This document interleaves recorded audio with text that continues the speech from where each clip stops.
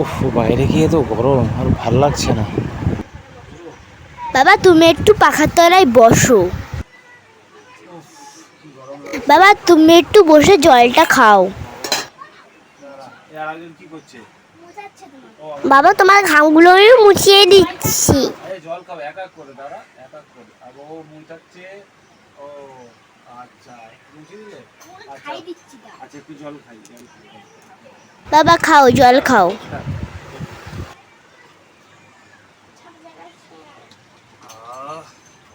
তোরা এত আদর যত্ন করলি, হ্যাঁ?